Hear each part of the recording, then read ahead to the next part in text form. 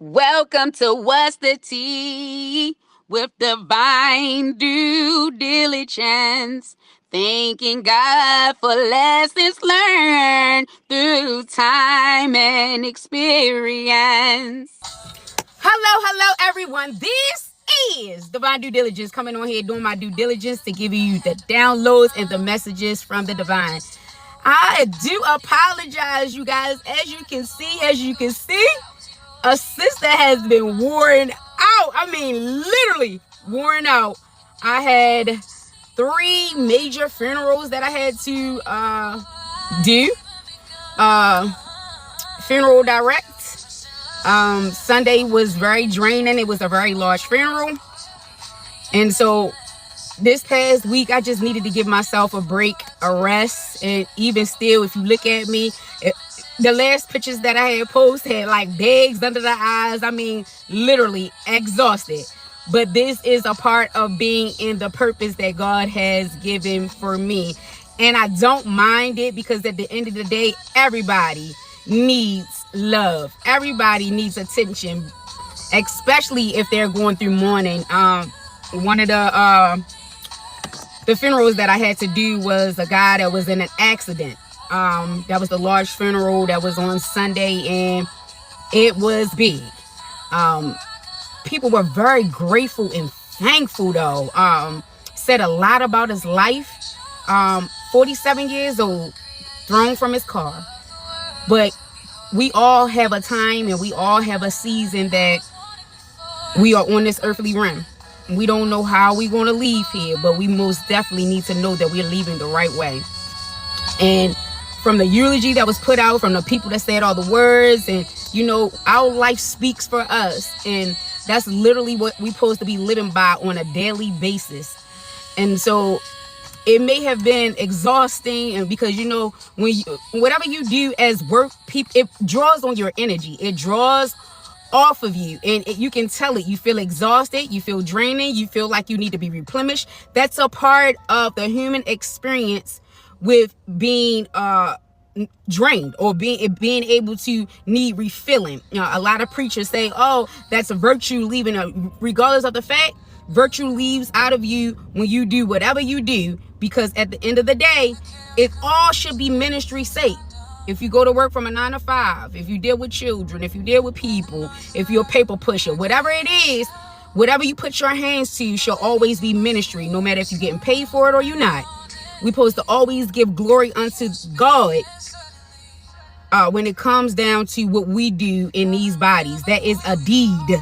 It is an action. And you should never look for nothing in return when it comes down to giving God glory from whatever you're doing. And so this is why I have not been on here lately, but I'm back. I'm gonna push through the series, because I'm gonna give you some feedback on some experiences that I've been going through lately. At the end of the day, we shall find ourselves content in whatever we go through. It's not going to always be perfect, and it's not going to be always the way we want it or desire it to be. But we should be content knowing that God is bringing us through. He's not allowing us to stay where we are. But there is something that we must take from whatever we go through. At the end of the day, it should be just that. Acknowledgement that God, okay, I understand what I'm going through. What lesson do you need me to get from what I'm going through? This stage and this level that I'm in now, God, I trust that it's something that's going to take me to next level.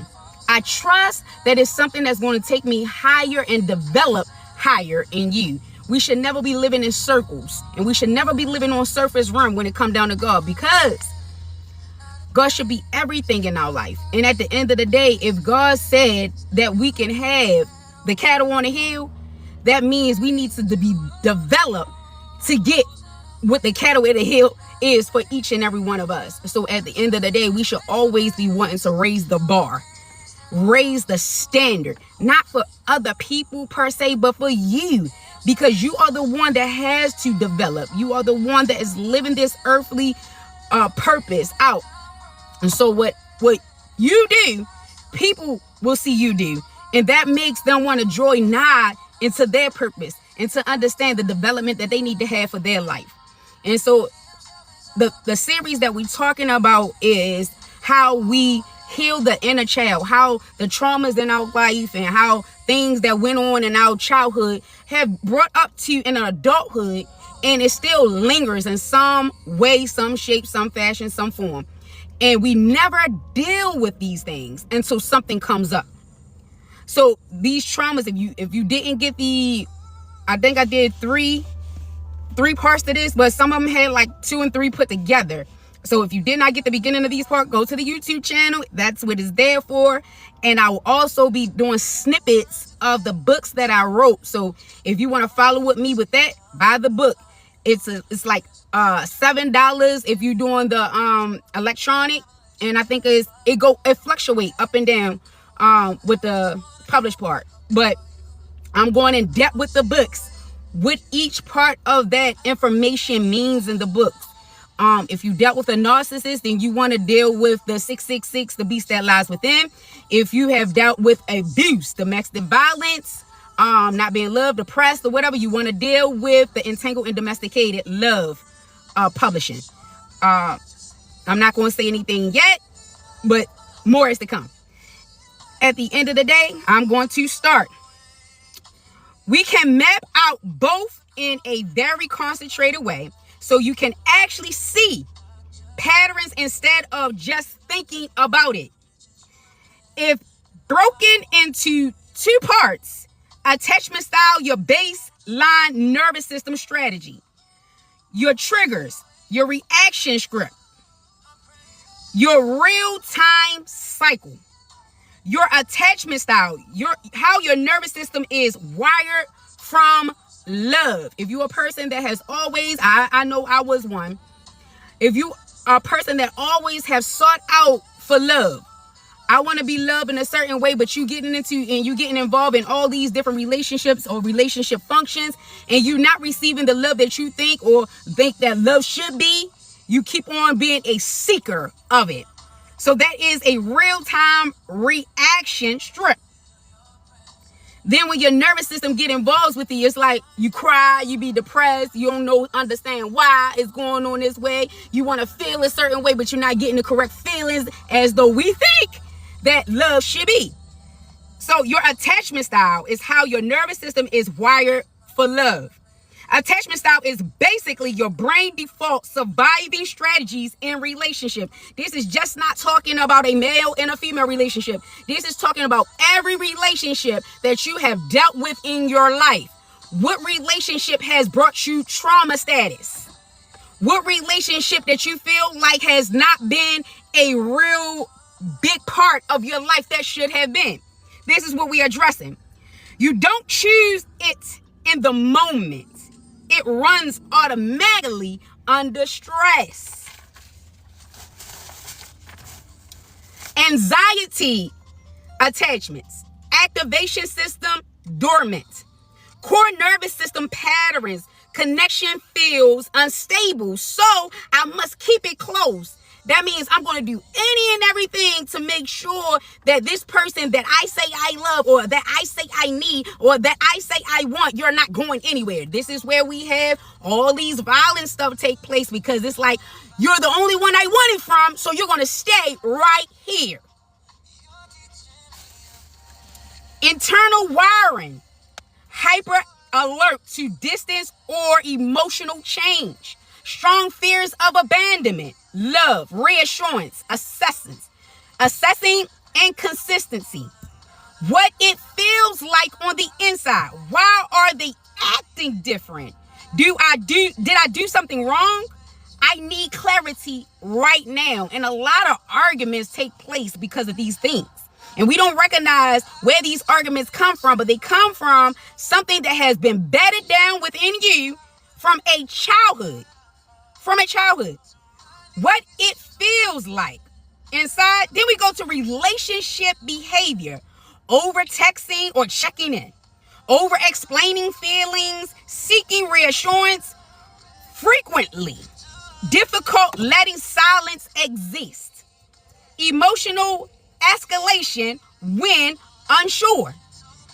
It's like you have to consistently reassure somebody, okay, I'm here for you. I love you, this and that and whatever. It comes from abandonment. It comes from not receiving what they needed at that point in time as a child. So they're raised up on it and wanted to know if I can get it from somebody now because I lacked it when I was a child, or I lacked it when I was a teenager. So now I fall into this dangerment as an adult because now I'm adult. I don't have no other levels that I can go at. So right now, if somebody is going to suit that need to love me the way I want to be loved, and I feel like I'm getting it right now, oh, you ain't going nowhere. That's how literally trauma works. It's something that I'm going to gravitate to. And this, I'm using me as an example, but it's a lot of us that do it or have done it. I'm going to gravitate to you because I know that you offer what I need. But when you're ready for that person is ready to let go, and you like, oh no, you're not going nowhere. You can't not control anyone's life because of something that you have lacked or something that you feel that you have missed out on. That's something that you need to heal from. You need to take control of what you have been suppressing for a long time. Heal that. Heal that inner wound. Heal that core thing which is bothering you. That you don't have to have no type of validation or wanting understanding from something that you have lacked from somebody else. The nervous system states this: high baseline anxiety, frequent amygdala activation, dopamine spikes for reassurance, and dopamine crashes from distance. Avoidance attachment, deactivation system dormant. Core nervous system patterns for this. Closeness feels unsafe. If you're a little bit too close, yeah, I got to get up out of here. Some people run. So I must create distance. That's friction. How is there any way there's going to be some distance if you don't create a friction to make there be distance in place? So when you got them people that say, oh, shoot, you getting a little bit too close, so I'm going to fuss you out so you can leave me alone for a couple of days and I come back when I want to, that's a trauma that they have not healed. And you need to recognize that right off bat because you can't be that healer. Only God and that person will be able to heal themselves. So these are red flags that you might want to take up and really spot out before you get yourself in some type of endangerment that you have no way out. Telling you from experience. Eternal wiring. Discomfort with emotional dependency. Suppressed vulnerability. Love, autonomy, control, and space. Let's say that again. Love, autonomy, control, and space. It's inner wiring. What it feels like on the inside, I need space. This is getting too intense. They want it, but don't really want it. They feel like need it, but don't really need it because it's something that they have not healed prior to getting in any type of relationship. So it happens from what? A child. It's just like a child picking up cuss words. They don't learn them cuss words unless someone is saying that and they repeating it. They don't know that's wrong.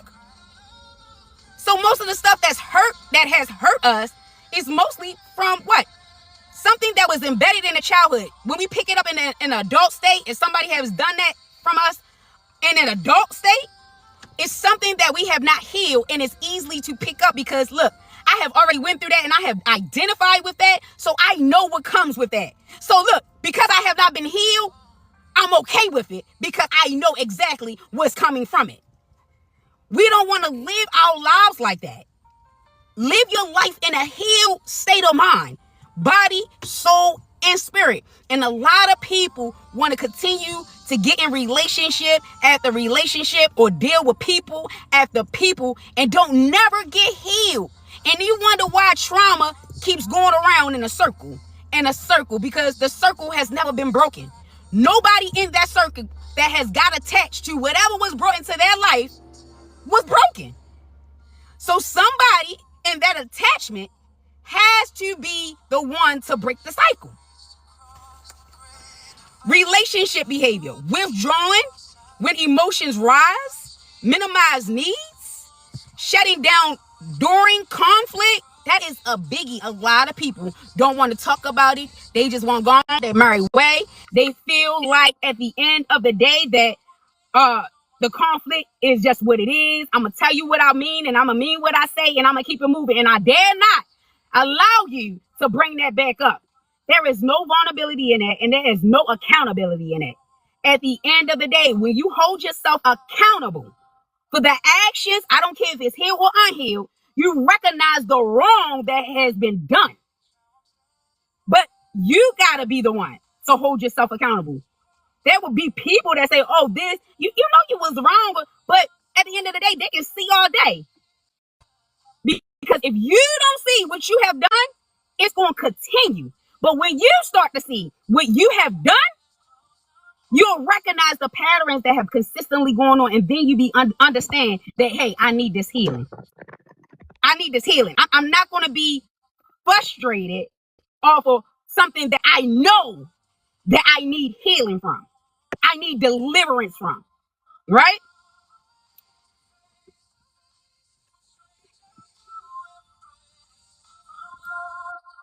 So nervous system state, emotional damping under stress, reduces outward expressions, but internal, it's the eternal activation, still present, stress stored eternally rather than expressed.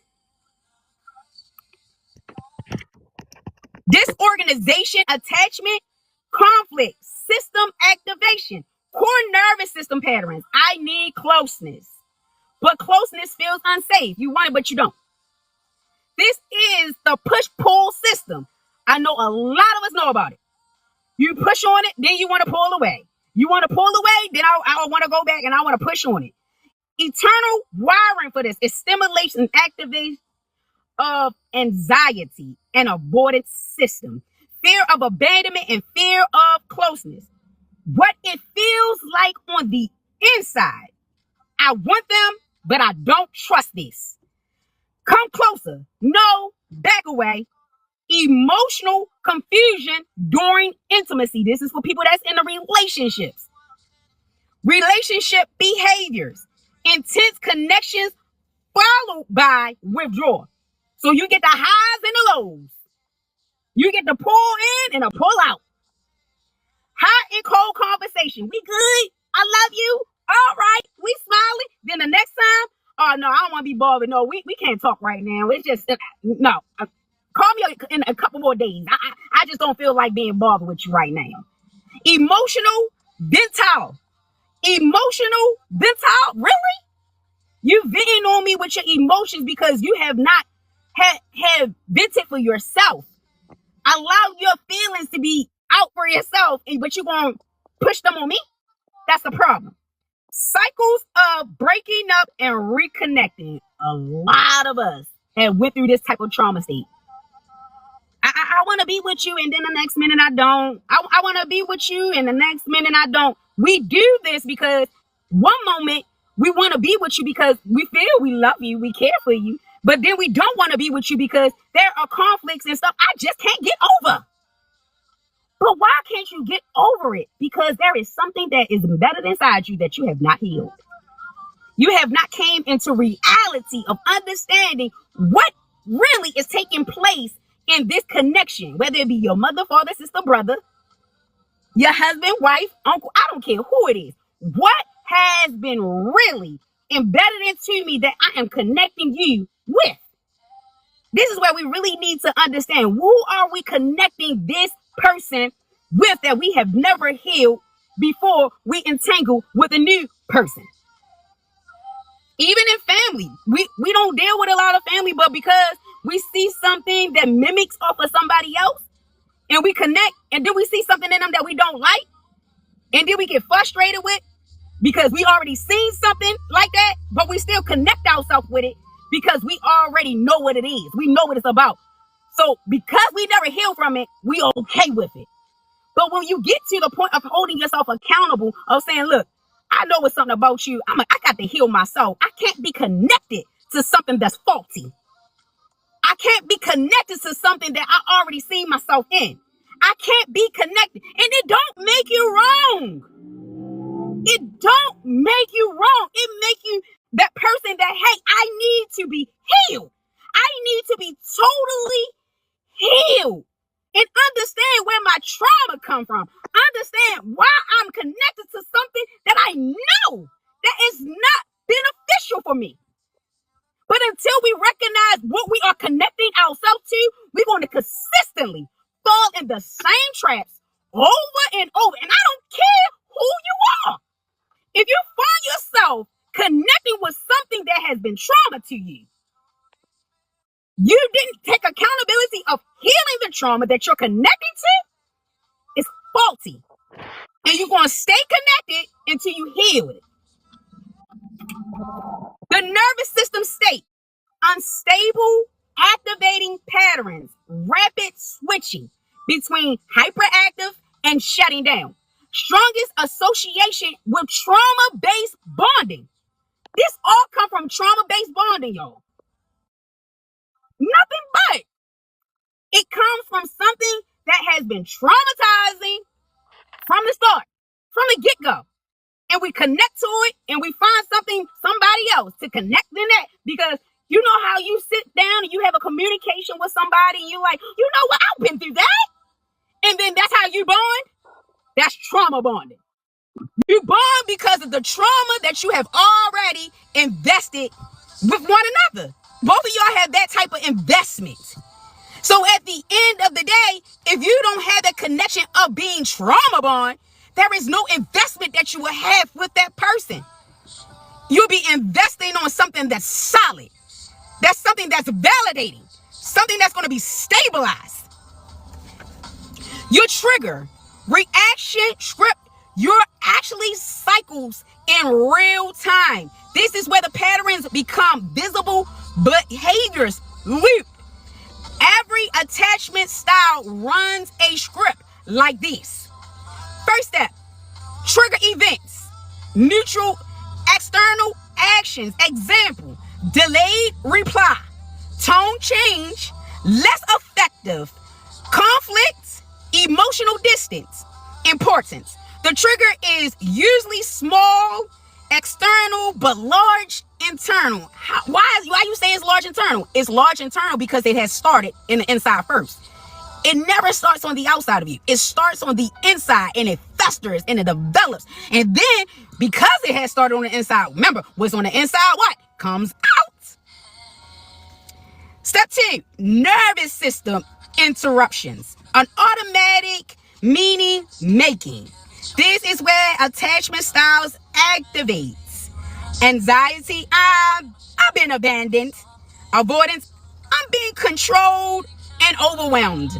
Disorganization, I don't feel safe or stable. This happens before conscious thoughts. Step 3, emotional surges. Body response. Biologically, the amygdala activates. Your cortisone spikes. Heart rate increase or shuts down response. Emotionally, anxiety, fear, shame, irritation, numbness, avoidance of the shutdown. Remember, all this is in the Bible. Is word. You should not even have this within your system. So if you have it in your system, you're not even allowing God to really heal you. He has not given you the spirit of fear, but what? If you don't have love, you're not going to be able. That means you have to love yourself. You got to love yourself enough to be able to want to go deeper of healing your wounds. You should never have shame about any and everything that you have been through. You should never have an anxiety. Anxiety comes with oppression and depression. If you get into a point that you're having these type of things, then there is something that needs to be healed. If you're getting to the point that nothing bothers you, it's numbness, then it's way overboard. It's way beyond what needed to be healed. So that's when you really, truly need to get to a point where you need to fast and pray. Step 4, protection response. Your coping behavior. This is your signature reaction pattern. If anxiety, texting more, asking questions, over-explaining, seeking reassurance, emotional urgency.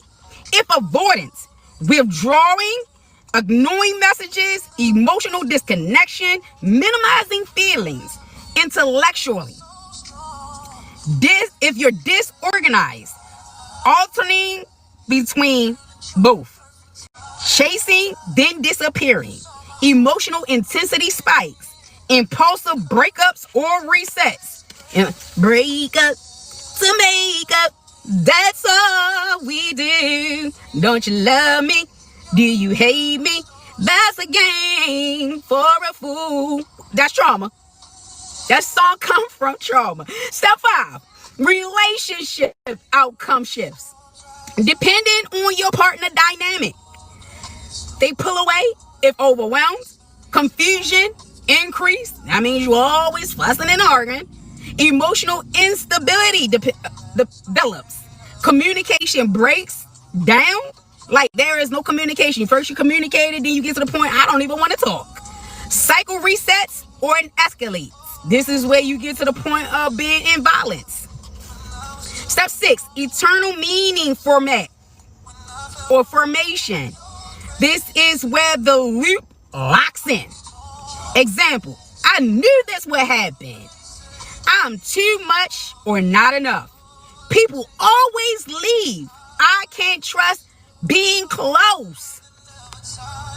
This belief becomes stored emotional memory. Say it again. This belief right here. I knew this was going to happen. I'm too much or I'm not enough. People always leaving. I can't trust closeness. You are memorizing it over and over and over. And it's just not with one person. You're memorizing it because you're going to the next person and you're doing the same thing. And then you're going to the next person and then you're doing the same thing. And then you're going to the next person and you're doing the same. So if you keep on consistently doing what? It becomes a memory bank. So I know what to do the next time. I know what to do the next time. And I know what to do the next time. Cycle repetition or repetitive. New relationships, same script. I just said that. The brain doesn't store person. It stores emotional sequential patterns. So it repeats. Same triggers, same reactions, same faces. No, different faces. Same triggers, same reactions, different faces. How to identify your specific script. Practical methods. Ask yourself these exact questions. What's your trigger identification? What specific moment makes me shift emotionally in relationships? Is it silence, distance, tone, inconsistency, or conflict? The body reactions. Do I feel anxiety, activation, or numbness? Or do I just shut down? Where do I feel it in my body? First impulse. Do I want to reach out, explain, fix, or disappear? Patterns of consistency. Have I reacted this same way in multiple relationships? If the answer is yes, that is your script. Emotional aftermath. After conflict or distance, do I feel shamed, relief, confusion, or obsession? Key insights that ties everything together. Your attachment style is not your identity. It is a nervous system strategy built from past emotional events. Your trigger reaction script is that strategy playing out automatically in real time. How this connects to the breaking the cycle very briefly. Once you see the script clearly, detachment, healthy version begins here. noticing triggers without reacting, allowing emotional waves without action, choosing response instead of reflux, letting the nervous system learn no emergency. This is how the loop rewires over time. Then you have your gradual nervous system reconditioning process, where your brain stops using survival strategies, anxiety, avoidance, disorganization responses, and learn the connection can exist without a threat. It forms in stages. If you understand the sequence, you can actually recognize where you are in it instead of feeling like it's random. The first stage, awareness of the pattern. Collapse of this is just who I am. You're being able to notice I react the same way in every relationship. This isn't just them, it's a pattern in me. Remember, everything starts what? With who? Me. It has to first begin with me. Nervous system shift. Prefrontal lobe cortex, which is your observation, activates more consistently. Emotionally, reactions are still strong, but not noticed. Key internal moments. I am not my reaction. I have a reaction. This is the first crack in insecure attachment identity. Your second stage, trigger recognition without immediate action. Previously, triggers, automatic reaction. Now, triggers, awareness appears before reacting. Examples states this: someone doesn't text back, the old system panics and chase. The new system, I feel active right now. I feel activated right now. Nervous system changes. The amygdala still fires, but no longer immediately drives behavior. Delay between feeling and action begins forming. This delay is the foundation of secure attachment. Stage 3, emotional tolerance development. Nervous system learns activation is survivable. It's survivable. This is one of the most important stages. Instead of, I feel anxiety, I must fix it, you begin, I feel anxiety, I can stay with it. What happens biologically? Your cortisone spikes still occur, but they are not immediately reinforced by compulsive behavior. Body learns emotional waves rise and falls natural. Key internal experience: discomfort without urgency, emotional intensity without action. This rewires and it revives threats, perceptions. I'm telling you all this because I had to go through these same steps, and everything that I went through, everything that I have endured, and everything that I have learned, I made sure I put pen to paper. Because a lot of us don't understand that when we heal these wounds and when we heal the things that have always bothered us, it makes us anew. It makes us fresh in mind, body, soul, and spirit. And people will begin to notice the healing that you have developed, that you and God thing. Because it's not going to just be you yourself, but you have to make sure that you bring God within your healing. That is what makes your light so shine.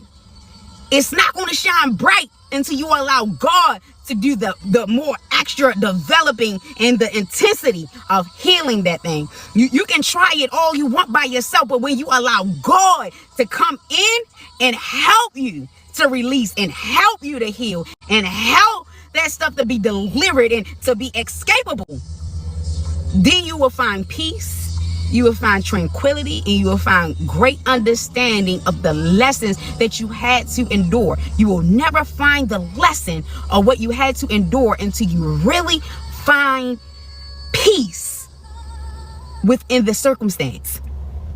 You gotta find the peace no matter what it is.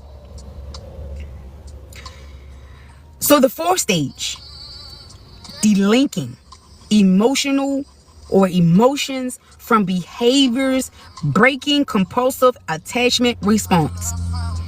Before anxiety, text, fear, chase, shutdown, disappearance. Now, anxiety, pause. I observe what's going on around me. I observe what's going on with my emotions, my feelings, why I got to this point. And then I choose which one would I want to panic or do I want to be at peace? And I choose peace all the time. At first, I would choose chaos. At first, I would choose, oh, what? Let's get in that, you know. But when you find peace within yourself, you find peace with everything. The nervous system changes. Impulsive control patterns or pathway strengthens. Prefrontal lobe cortex, limbic system integrates. Dopamine no longer ties to reacting or reaction of your behavior. There is where secure behavior starts to appear. Stage 5, reality-based interpretation replaces trauma interpretation. Your old system would say, silence, ain't nobody talking to me. They just abandoned me. I'm all by myself. Poop them. Distance, they rejected me. Oh, poop them. I don't gotta deal with them neither. I reject them too. Conflict, they don't love me no more. They don't love me. You don't love me no more. But your new system, silence, unknown. There is no danger. Distance, data, there is no conclusion. Conflict, interaction, there is no threats. Do you hear me? You need me to say that again. Do you hear what I'm saying? Look, my new system says silence, I don't know. I'm unbothered. There is no danger. Distance, you heard? I put distance in between whatever I need to. Data, I collected all the data that I needed from each and every trauma situation or each and every trauma person, place, or thing. And no conclusion. Nobody didn't give me no conclusion. Some people did, some people didn't. Hey, it's all good. No conclusion. Conflict, interaction. Here you go. There is no threat. If I'm not interacting with anybody, I'm not a threat, and neither are they. This is the new mindset. This is how we need to think. What changes out neurologically? What changes? The amygdala reduces threat and labels. You stop putting threatening labels on any and everything, people, places, or things. The hippocampus improves context occurrences. Cognitive reappraisal becomes automatic. You stop feeling gaps with fear. You stop having fear about this stuff. The stage 6, emotionally or self-regulation, replaces relatively regulations. This is a major shift. Before you would say, I need you to calm me down. Now, I can calm myself down before you respond to me. I can calm myself down before you respond to me. Nervous system changes. Your parasympathetic system becomes more accessible. Your tone improves. Emotional recovery time shortens. Less dependency on external reassurance. I tell everybody, this is one thing I state all the time. Be your authentic self, the real you, because you want people to see you instead of the false you. What's the persona that you have to put up? You don't want people to see the persona, because when the persona start to get weak and they still seeing their persona, they know there's a break in it. They know there's a hiccup. They know that is not the real you. So you want to present you at all times. If you mad and that's what you want to show, then show it. That don't mean that you take your anger out on people. But if that's you, you can't shake it. You can't change it. You have to show that, because at the end of the day, that's you.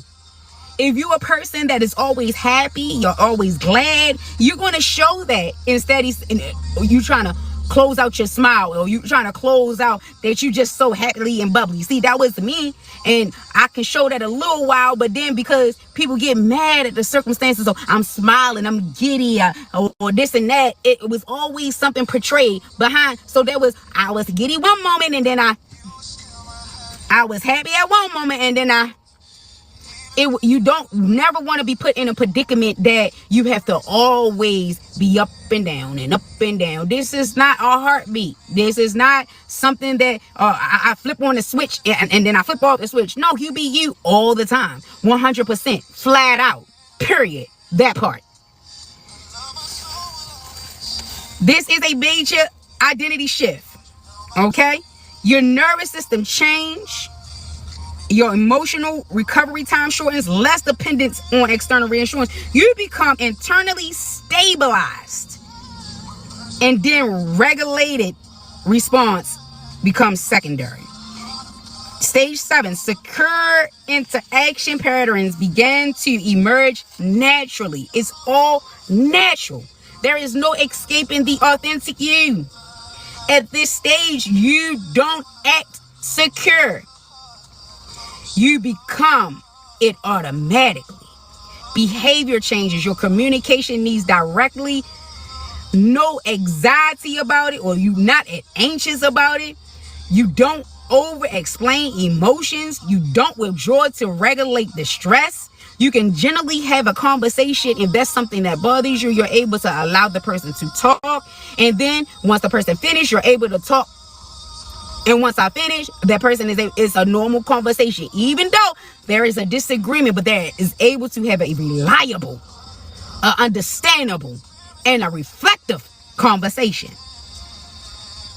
I despise gaslighters. I despise people that want to raise their voice. I despise people that want to project their feelings onto me.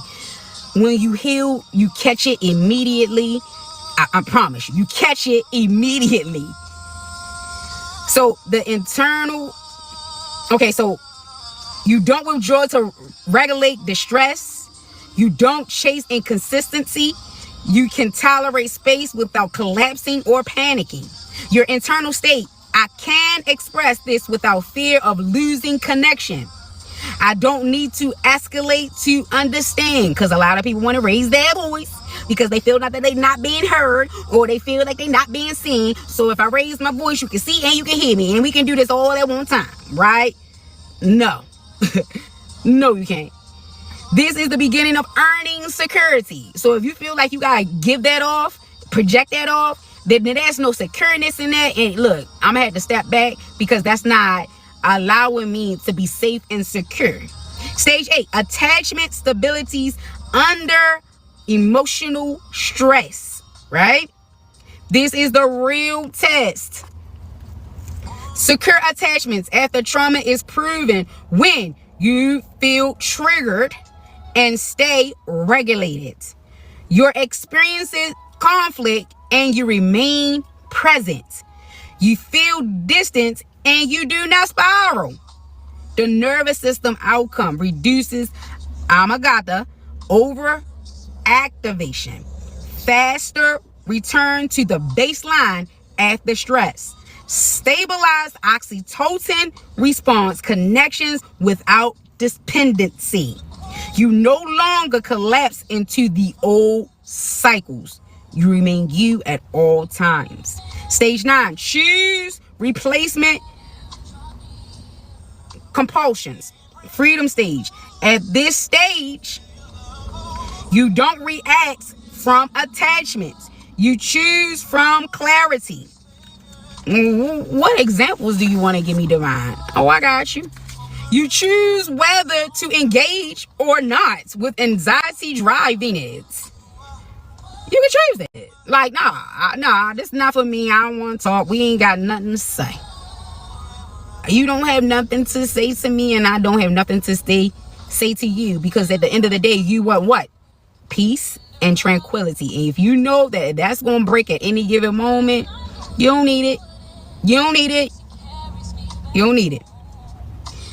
You can leave or stay without emotional collapse. Go for a walk. Leave. Calm down. Come back and see if you can resurrect the conversation in a polite, loving manner. If not, it needs to be kept asleep. Sleeping dogs need to stay asleep, right?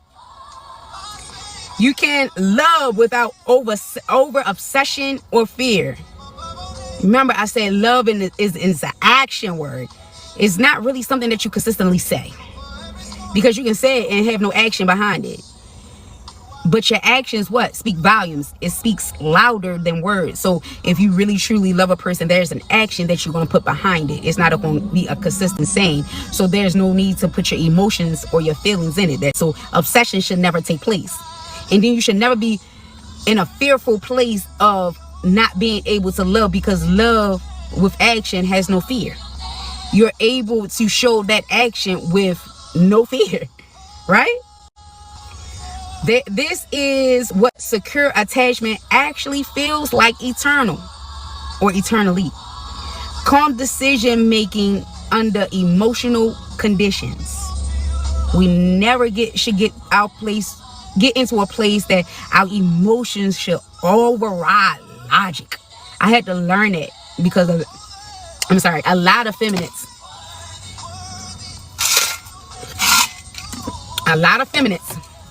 use our emotions more than the logic, and the men use their logic more than emotion. It should be balanced.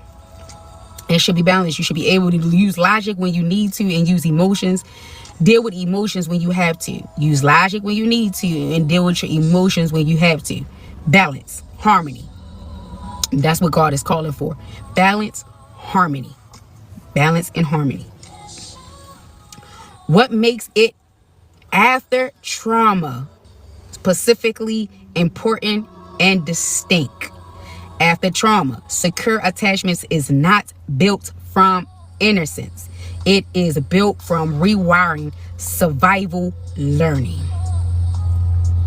So the process includes unlearning hypervigilance, unlearning emotional fusions, love, ego, danger, retraining trust signals, rebuilding safety in the body, not just thoughts. This is why it takes time. The nervous system must learn a new definition of safety. Biblical alignment for conceptual grounding. This process mirrors transformation language in scriptures. Do not be conformed, but be transformed by the renewing of your mind. Romans 12:2. In attachment terms, conform equals trauma-driven patterns. Transform equals nervous system reconditioning plus new identity responses. Also, perfect love casts out fears. 1 John 4:18. Psychologically translating secure attachments, love experience without threat activation. The simple way to analyze or to summarize this whole process: secure attachments after trauma forms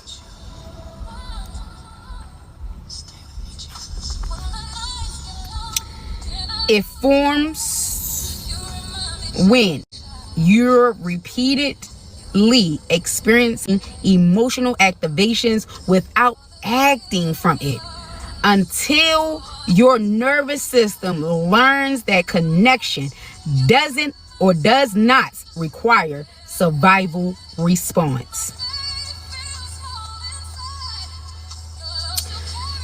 All in a nutshell, we need to learn how to be delivered and set free from the trauma bonding, from the traumas that we were brought up on, or the traumas that have came into our life. At the end of the day, we want to be healed from it so we can be in these relationships, or the people that we deal with, in a coping mechanism on how we really supposed to be living our lives on a daily basis. We should not just be existing, but we should be actually learning how to develop into the real authentic versions of ourselves. I have stated too that separation had to do me justice. It did me justice because I really didn't understand and know who I was until I really learned me, the authentic me. And you will never ever get to the point of really learning the authentic you until you get to you and really deal with you. Deal with the authentic you. What is hurting you? What is really bothering you? Hey, what's really good with you? Where have you been hurt at and you have not been healed? Where have you been traumatized or trauma bonded at and you have not been delivered? What lies in your mind that is a repeated thing over and over that you just cannot fathom or understand that you need to be set free from? It's freedom in God, but you will never understand and you will never get to know that understanding until you deal with you. It's not really per se the people that's around you, because we use the people that's around you to have these cope mechanisms. But when we really deal with us eternally on the inside of us, we know better. And when we know better, we do better. But until next time, this is what? Divine Due Diligence, giving you the downloads and the understanding on time. It's 808 experience. Oh yeah, I've been through a lot in these 43 years that I couldn't either fathom or even back then explain, but now I can under the unction and the almighty divine God, my savior. Do you hear me?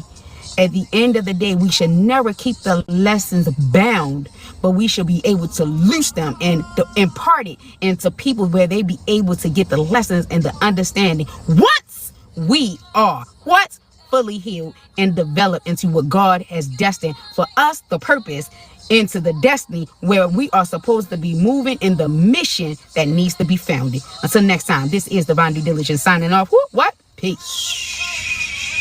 What? Love. And namaste. I love the God that's in you. Until next time. I hope it won't be long again. But again, I do apologize. I'm going to keep this series up. I have a little bit more in its packet to give you. And then we're going to move on a big topic that people really want to know about, really want to discover. But then that's going to be downright understandable. Till next time, y'all. I love you. Later. Well, it's time for me to sign up. I want to say peace, love, and namaste.